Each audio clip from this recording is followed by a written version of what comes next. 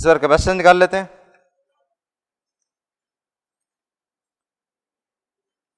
Capacitance का derivation relatively छोटा है, आसानी से पूरा हो जाना चाहिए।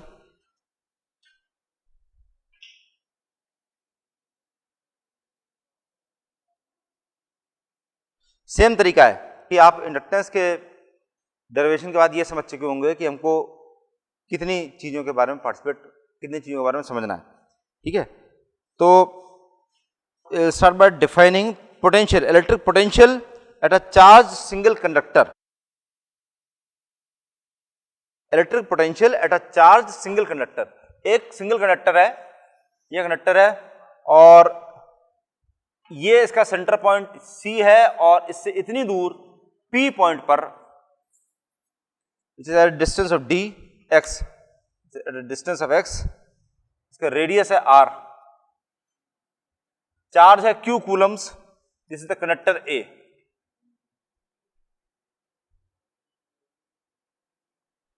ठीक, और इसका जो इलेक्ट्रिक फील्ड इंटेंसिटी है, electric field intensity at point P is defined as E is equal to Q coulombs upon 2 pi epsilon naught epsilon r x volts per metre. Standard formula electric potential निकालने का, electric field intensity ये है और अगर air के लिए ER की value 1 के बराबर होती है, is equal to 1 for air.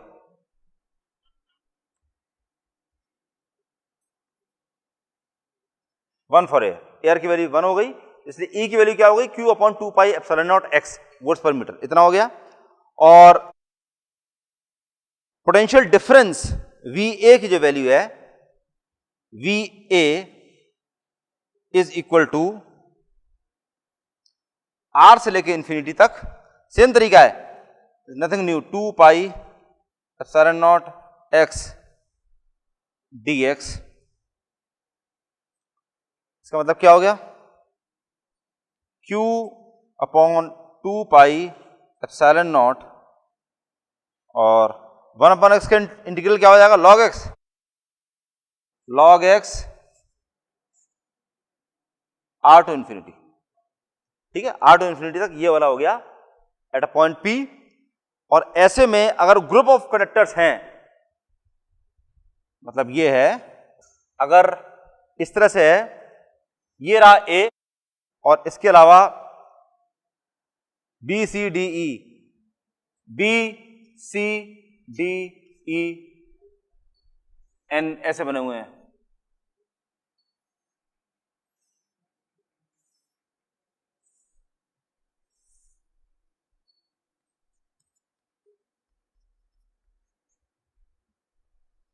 इन सबके डिस्टेंसेस हैं D1 D2 D3 D1 D2 D3 D4, ये है Dn-1,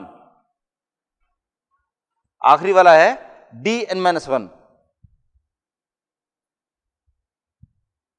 Dn-1। ये सारे अगर हो गए तो ऐसे में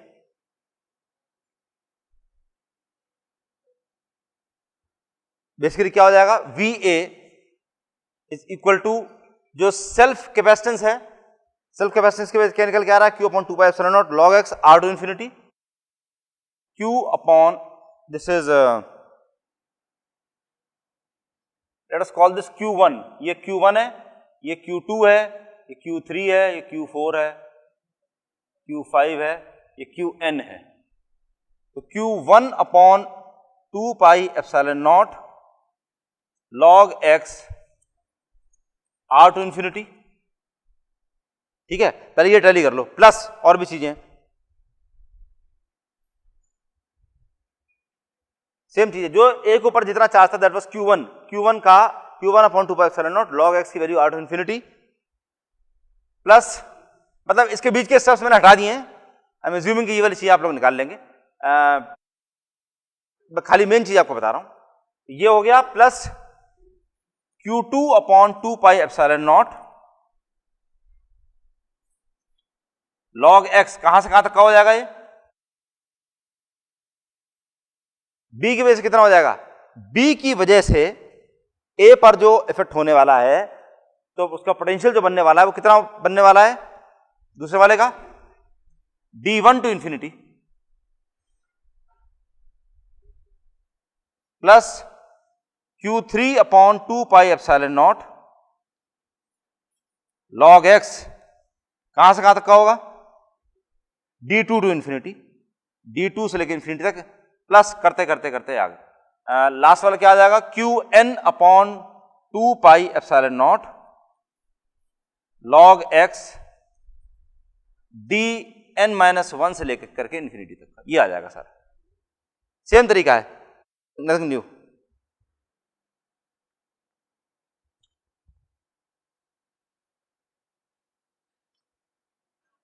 बैलेंस कंडीशन में, for balance condition q1 plus q2 plus q3 plus something करके qn तक दैट इज इक्वल टू 0। इसको सॉल्व करने के बाद में आपके पास जो इक्वेशन आता है that is something like this, ये आएगा आपको इस तरह से मिलेगा। जब आप इसको ओपन कर लेंगे, लॉग इन्फिनिटी जब रख देंगे तो अब इक्वेशन जो आपको मिलेगा बेसिकली इस तरह का होगा, 1 upon 2 pi epsilon not q1 log 1 upon r, q1 log 1 upon r plus q2 log 1 upon d1 plus बढ़ते बढ़ते qn log 1 upon dn minus 1, इतना नहीं, अभी ब्रैकेट क्लोज नहीं हुआ,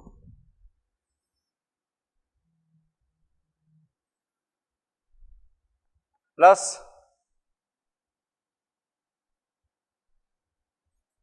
log infinity into q1 plus q2 plus q3 plus qn, ये आएगा पूरा वैल्यू। इसको सिंपली खाली log infinity minus log d2 अगर इस तरह कर देते हैं तो आपको बेसिकली ये वाला मिल जाएगा। This is it. And for balance load, for balance conditions, this is equal to 0, q1 plus q2 से लेकर qn तक का जो वैल्यू है that is equal to 0। इसका मतलब आपके पास जवाब क्या बच गया, खाली दिस, ये वाला हो गया, ये है, this the value for va, va की वैल्यू हो गई va is equal to this, ये रह गया। ठीक, अब आपको करना है capacitance of a single phase overhead transmission line. अगर दो तार हैं, रेडियस दोनों का r है, दोनों में डिस्टेंस जो है दैट इज d, इसमें प्लस q है कंडक्टर a में, कंडक्टर b में माइनस q है।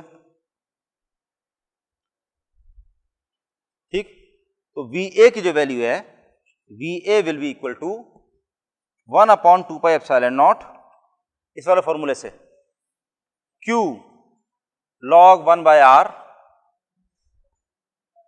प्लस q2, इसका मतलब क्या हो जाएगा, minus q plus q2, q2 is equal to minus q, यहां पर q2 की वैल्यू कितनी है, that is equal to minus q, तो यहां पर माइनस q अपॉन d, ये रह गया। b कंडक्टर पर जितना भी चार्ज था that was q2, q2 b conductor पर कितना चार्ज है, ये वाला फॉर्मूला रख दीजिए।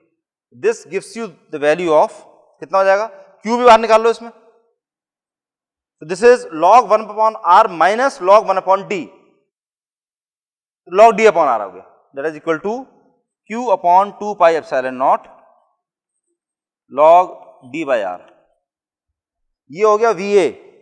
उसी तरह से vb की जो वैल्यू होगी, vb की वैल्यू विल बी, va अगर ये है vb will be equal to minus q upon 2 pi epsilon not log d by r।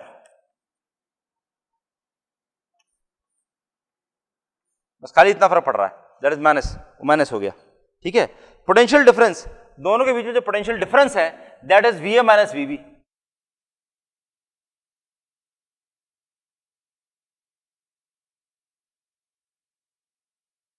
Potential difference V is equal to VA minus VB, which is equal to 2Q।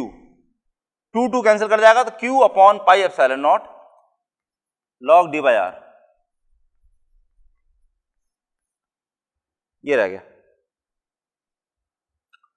और capacitance C is equal to Q upon V, capacitance C is equal to Q upon V, which is equal to Q upon this whole thing। कितना हो गया? Q upon जो भी आ गया, Q upon pi epsilon naught log D by R। Q और Q cancel कर गया, pi epsilon not ऊपर चला गया, is equal to pi epsilon not upon log D by R। This is the value for capacitance, इतना farads पर metre, farads पर metre, ये कैपेसिटेंस की वैल्यू आ जाएगी। ठीक, बैलेंस कंडीशन का मतलब ये है कि Q is equal to minus Q,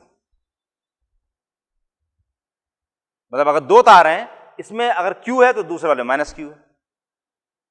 मतलब कहने का मतलब क्या है कि जितने भी तार हैं उनका बैलेंस कंडीशन का मतलब ही ये है कि इसका मतलब टोटल चार्ज, अगर सबका चार्ज टोटल कर दिया जाए खाली charge, then that will be equal to 0। तो Q plus minus Q that is equal to 0। खाली यहाँ दो तार का केस देख रहे हैं तो इसमें Q minus Q is equal to 0। अगर मोर नंबर ऑफ केसेस होते तो कुछ के अंदर Q ज्यादा होता, कुछ के अंदर Q कम होता, इवेंचुअली सबका sum would have been equal to 0। That is basically what we mean by balance condition, यही पॉइंट है। बैलेंस कंडीशन में this thing applies, this equal to 0।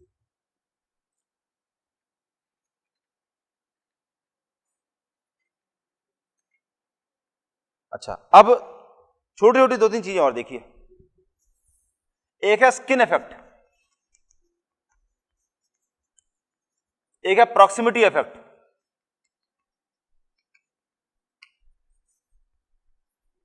एक है ट्रांसपोजिशन।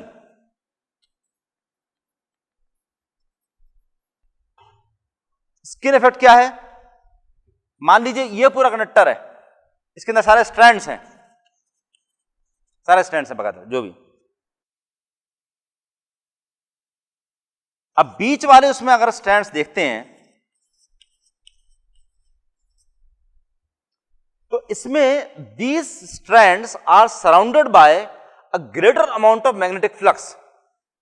ये स्टेटमेंट समझिए, हर स्ट्रैंड के अंदर करंट जा रहा है, तो इसलिए हर स्ट्रैंड के अंदर जो करंट जा रहा है वो एक अपना एक फ्लक्स प्रोड्यूस कर रहा है। बाहर के जो कंडक्टर्स हैं, सरफेस के जो कंडक्टर्स हैं, इनका जो इस एरिया में जितना फ्लक्स है वो इसके अंदर के कंडक्टर्स का है। तो this area is subjected to lesser amount of magnetic flux as compare to this. इसके चारों तरफ फ्लक्स फैला हुआ है, इसमें खाली एक साइड से फ्लक्स आ रहा है, इस साइड बाहर की साइड में फ्लक्स नहीं है। तो बाहर के सरफेस एरिया वाले, सरफेस वाले जितने कंडक्टर्स हैं, they are surrounded by a lesser amount of flux. उसके अंदर फ्लक्स, उसके चारों तरफ फ्लक्स कम है, बीच वाले में फ्लक्स ज्यादा है। बीच वाले में फ्लक्स अगर ज्यादा है, इसलिए इसकी वजह से फ्लक्स ज्यादा होने की वजह से क्या चीज बढ़ गई, इसकी करंट की जो पोजीशन है वो बेसिकली ये है कि जितना ज्यादा फ्लक्स यहां पर होगा, that flux effectively cancels out more. यहां पर ज्यादा फ्लक्स है, इसका मतलब यहां की रिएक्टेंस ज्यादा है, बाहर के में रिएक्टेंस कम है, इसका मतलब रिएक्टेंस बेसिकली कम है, सीधी बात। और रिएक्टेंस जहां पर फ्लक्स कम है इसलिए रिएक्टेंस भी कम है, तो यहां पर करंट ज्यादा इकट्ठी हो जाती है और अंदर की साइड में करंट बिल्कुल भी नहीं होती है। करते करते अंदर की तरफ बिल्कुल सेंटर वाला जो कंडक्टर होगा वहां पर current density that is absolutely 0। बीच वाले जो स्ट्रैंड्स हैं उनकी रिएक्टेंस बहुत ज्यादा है। जितना आप सेंटर की तरफ चलते आएंगे रिएक्टेंस की वैल्यू बढ़ती आ रही है, जितना आप बाहर की तरफ चलते आएंगे वह रिएक्टेंस की वैल्यू कम होती आ रही है। इसलिए करंट सारी की सारी लो रिएक्टेंस वाले एरिया में इकट्ठी हो जाती है। तो यहां पर जो करंट डेंसिटी है बहुत ज्यादा है, यहां पर कम हो गई, कम होते होते होते तो यहां पर बिल्कुल करंट डेंसिटी की वैल्यू बिल्कुल 0 है। तो यहां पर करंट जा ही नहीं रहा, there is no current flowing inside the central strand. बाहर वाले जितने स्ट्रैंड्स हैं उसके अंदर सारी सारी करंट फ्लो कर रही है। तो इसकी वजह से क्या होता है, करंट सारी सारी बाहर की तरफ इकट्ठी हो गई। मतलब इफेक्टिवली क्या है, मान लीजिए इसका क्रॉस सेक्शन एरिया वाज से 10 millimetre square, this is huge, बहुत बड़ा है, फिर भी बता रहा हूं। 10 मिलीमीटर स्क्वायर है, उसके अंदर करंट जा रही थी, दैट वाज से 100 एम्पियर्स। तो यहां स्ट्रैंड ले लीजिए, तो यहां इसकी करंट डेंसिटी होनी चाहिए, should have been 10 ampere per millimetre square, current density ये होनी चाहिए थी। और अगर यहां का स्ट्रैंड अगर ले रहे हैं तो उसकी करंट डेंसिटी भी 10 होनी चाहिए थी, 10 एम्पियर पर मिलीमीटर स्क्वायर, इतनी होनी चाहिए थी। होता क्या है, यहां की हो जाएगी 20 और यहां की हो जाएगी 0, not exactly 20 but just to give you an idea. बाहर की करंट डेंसिटी, बाहर के जो सरफेस है पूरे, उसके overall current density, overall average जो है वो रहेगा 10 एम्पियर पर मिलीमीटर स्क्वायर ही, इतना ही रहेगा। लेकिन इसमें बाहर के जो सरफेस एरिया वाले जो कंडक्टर्स हैं उनकी करंट डेंसिटी ज्यादा है और बीच वाले की कम है, इसलिए एवरेज अगर लेंगे तो आपको इतना निकल जाएगा पूरे क्रॉस सेक्शन एरिया का। तो इसकी वजह से क्या होता है, करंट अगर बाहर ज्यादा इकट्ठी हो रही है, इसका मतलब बाहर के जो स्ट्रैंड्स हैं उनकी हीटिंग ज्यादा हो रही है, उनकी हीटिंग ज्यादा हो रही है। जितनी ज्यादा हीटिंग होगी उतना उनका मेल्टिंग मतलब इरोजन ज्यादा हो रहा है। तो इसलिए कुछ टाइम के बाद में, कुछ सालों के बाद में इफेक्टिवली इसका जो cross section area that reduces, थोड़ा सा कम हो जाएगा। जब थोड़ा सा कम हो जाएगा तो नतीजा क्या है, करंट डेंसिटी की वैल्यू और बढ़ जाएगी, इसका मतलब इरोजन की जो रेट है दैट इंक्रीजेस मोर, और बढ़ता जाएगा। This is basically skin effect, ये स्किन इफेक्ट है। प्रॉक्सिमिटी इफेक्ट क्या है वो देखिए।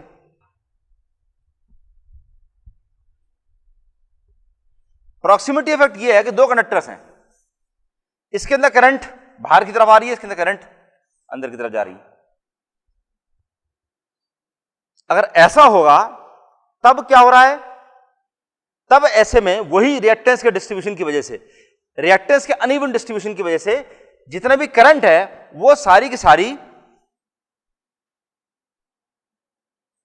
अंदर के एरिया की तरफ करंट डेंसिटी बढ़ जाती है, यहां बढ़ गई। अगर दोनों में ऑपोजिट डायरेक्शन है, करंट का डायरेक्शन दोनों में अगर ऑपोजिट चल रहा है, तो अंदर के इनर साइड्स के अंदर जो करंट डिस्ट्रीब्यूशन है, करंट डेंसिटी है दैट इंक्रीजेस, और बाहर के आउटर साइड्स के अंदर करंट डेंसिटी डिक्रीजेस। अगर ये कंडक्टर्स इस तरह के होते हैं कि दोनों के अंदर मान लीजिए एक ही डायरेक्शन में करंट जा रही है, दोनों में बाहर आ रही है, दोनों में अंदर जा रही है, या दोनों में अंदर जा रही है, अगर ऐसा होता तब बाहर के साइड की करंट डेंसिटी बढ़ गई होती। This again because of non uniform distribution of reactance, बस खाली इतनी चीज।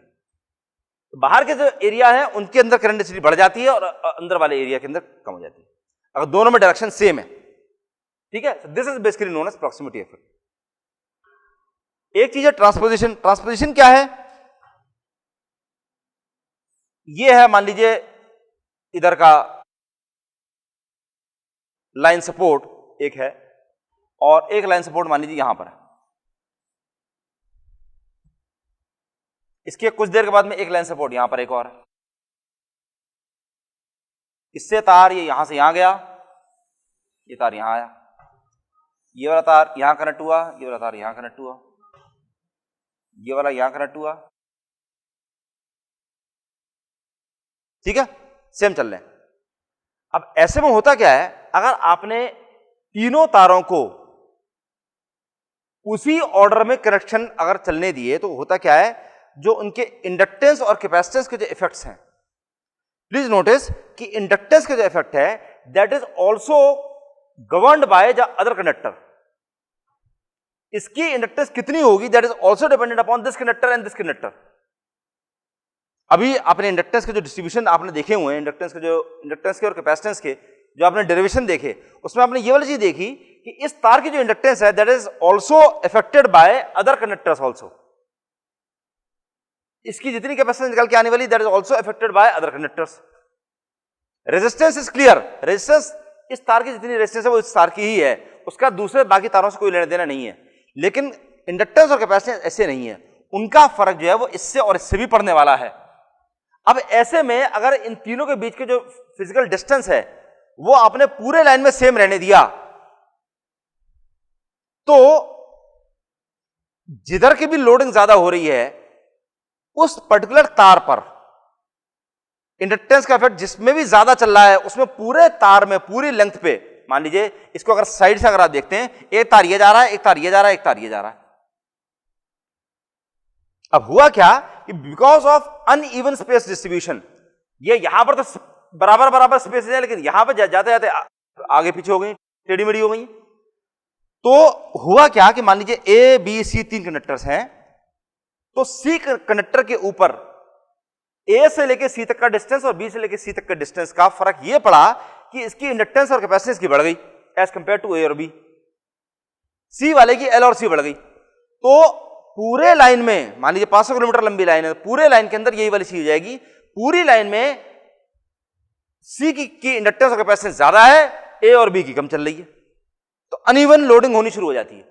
इसलिए आप करते क्या है कि आप कुछ कुछ देर के बाद में ए बी सी ये है, मान लीजिए अगला पॉइंट ये है, इसका अगला पॉइंट ये है, तो आपने क्या करा, यू ट्रांसपोज देम, मतलब आपने क्या करा कि लेट अस कॉल दिस, ए को आपने लगा दिया यहां, बी को लगा दिया यहां और सी को लगा दिया यहां नेक्स्ट सपोर्ट में। मतलब ऐसे मत देखना, इस तरह से मत देखना, इसको मैं दूसरी तरह से बनाता हूं। देखो मान लीजिए ये तीन तार चल रहे थे,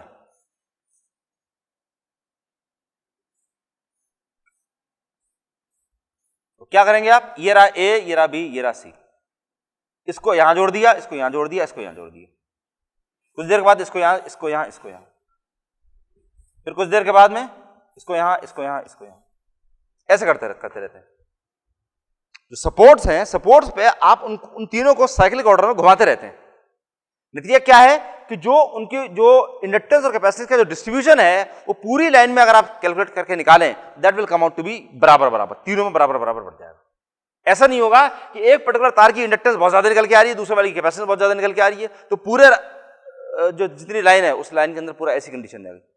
अब तीनों इंडक्टेंस भी कुछ देर 1/3 डिस्टेंस तक इस ए पे लोडेड ज्यादा है, तो दूसरे वाले इस केस में क्या हो गया, बी पे ज्यादा लोड आ गई, तीसरे वाले केस में सी पे ज्यादा लोड हो गई, फिर उसके बाद ए पे आ गई, तो 1/3 डिस्टेंस पर डिस्ट्रीब्यूट करते जा रहे हैं। नतीजा क्या है कि इंडक्टेंस, कैपेसिटेंस और रेजिस्टेंस तीनों के अंदर बराबर बराबर बटी रहती है।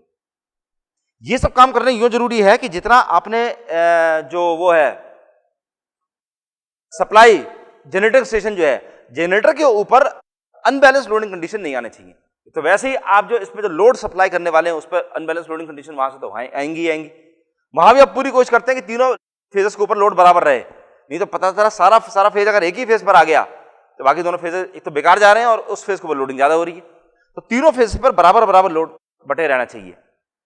और उसमें एक बड़ा इंपॉर्टेंट रोल जो इन तीनों ये जो लाइंस हैं, इन लाइंस के जो अपने पैरामीटर्स होते हैं आर, एल और सी, मोस्टली एल और सी नॉट आर, इनका फर्क भी बहुत ज्यादा पड़ता है। इसीलिए आप ऐसे में ये वाला काम करते हैं, यू परफॉर्म ट्रांसपोजिशन। ठीक, this is done at a long distance, मतलब हर पोल पे नहीं करेंगे आप, ऐसा नहीं कि हर पोल पे ऐसा कर रखा है, कुछ डिस्टेंस से 5-6 किलोमीटर तक के बाद में फिर then you transpose it. This is a practical thing, ये हर जगह करनी जरूरी है इनफैक्ट, नहीं तो अनबैलेंस लोडिंग कंडीशन आ जाएंगी। लेकिन ऐसा नहीं करते कि आप हर पोल पे चेंज करते जा रहे हैं, ऐसा नहीं करेंगे। मतलब मान लीजिए 2 किलोमीटर तक, 3 किलोमीटर तक एक सेम चली आ रही है, फिर उसके बाद आपने पोल चेंज कर दिए, फिर चला जा रहा 2-3 किलोमीटर तक, फिर आपने पोल चेंज कर दिया, इस तरह काम कर।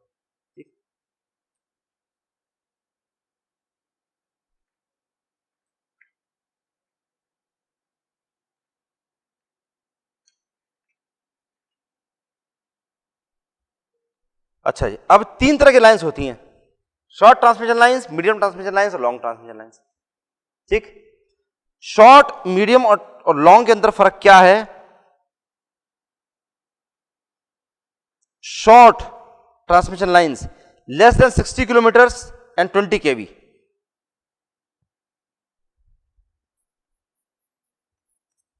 Less than 60 kilometres, less than 20 kV। Medium, long.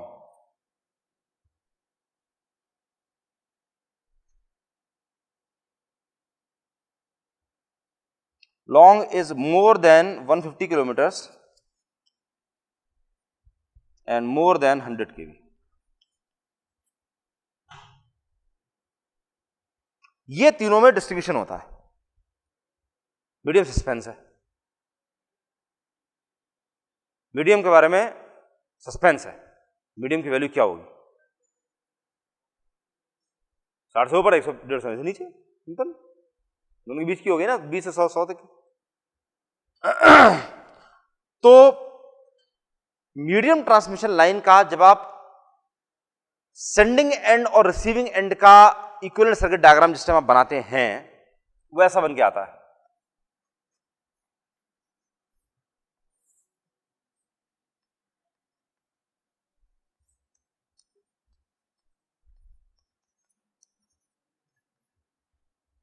That's all. Capacitance का इफेक्ट इस केस में नेग्लिजिबल माना जाता है। अभी आप शॉर्टली देखेंगे कि जो मीडियम ट्रांसमिशन लाइंस होती हैं, मीडियम ट्रांसमिशन लाइंस के अंदर आप ऐसा नहीं मानते। मीडियम के अंदर आप सारी कैपेसिटेंस एक जगह लंप्ड मानते हैं, लंप करके इकट्ठी करी हुई, वो एक जगह मानते हैं। तो उसमें 3 मॉडल निकल के आएंगे। एक मॉडल होगा, एक मॉडल ये है एंड कंडेंसर, दूसरा है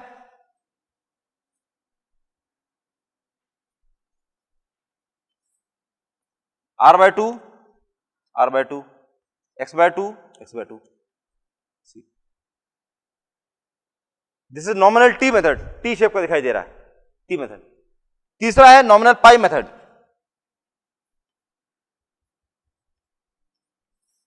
C/2, C/2। ये वाला काम करते हैं। तो ऐसा ये हो गया मीडियम ट्रांसमिशन लाइंस के मॉडल। मीडियम ट्रांसमिशन लाइंस के अंदर आप बेसिकली क्या काम कर रहे हैं कि कैपेसिटेंस आपने मानी है, लेकिन पूरा R, L और C तीनों का इफेक्ट आपने एक जगह इकट्ठा माना है। ठीक है। शॉर्ट वाली के अंदर तो आपने कैपेसिटेंस का इफेक्ट निगलेक्ट कर दिया है। ठीक है। देखो 60 किलोमीटर तक की लाइन के लिए आपने कैपेसिटेंस का इफेक्ट नेग्लिजिबल मान लिया। तो transmission is not for very small line, transmission is always for very long lines. 100 kilometre से ऊपर की जो लाइन्स होगी, 150 किलोमीटर से ऊपर तक की लाइन जो होंगी, उनके लिए आप यूज करने वाले हैं। इसके केस में तो आपने बस सारे एक तरफ इकट्ठा मान लिया। लॉन्ग के अंदर आप ऐसा नहीं कर सकते कि आप सारी रेजिस्टेंस आपने एक तरफ इकट्ठी मान ली, इंडक्टेंस एक तरफ इकट्ठी मान ली, ऐसे नहीं करते। तो you make something which is called continuous model. Continuous model कैसा होता है वो चीज और देख लो। लॉन्ग रेजिस्टेंस, इंडक्टेंस, कैपेसिटेंस, फिर रेजिस्टेंस, इंडक्टेंस, कैपेसिटेंस, फिर resistance, inductance, capacitance per unit length. एक यूनिट लेंथ की से एक यूनिट आपने माना 10 किलोमीटर की, 20 किलोमीटर की, 50 किलोमीटर की। 50 किलोमीटर की कितनी रेजिस्टेंस थी, कितनी इंडक्टेंस थी, कितनी कैपेसिटेंस थी, वो आपने यहां पे, फिर अगले 50 किलोमीटर की यहां पे, फिर अगले 50 किलोमीटर की यहां पे। This is basically continuous model. ये हो गया। आपको उसके अंदर एंड कंडेंसर भी दिखाई दे जाएगा, नॉमिनल टी भी दिखाई दे जाएगा, नॉमिनल पाई भी दिखाई दे जाएगा, सब सारे दिखाई दे जाएंगे तीनों। तो this is basically the model of a long transmission line. This is not there in your course, लेकिन आपके कोर्स में इसके और इसके डेरिवेशंस आपके कोर्स में हैं। डेरिवेशंस क्या है? सिंपल इक्वेशन लिखने आने चाहिए। और RLC की वैल्यूज इवैल्यूएट करने के लिए नहीं है। RLC की वैल्यूज अगर आपको पता है तो लॉसेस कैलकुलेट करने के लिए। ठीक है, लॉसेस कैलकुलेट करने के लिए ये वाला सारे प्रोसीजर है।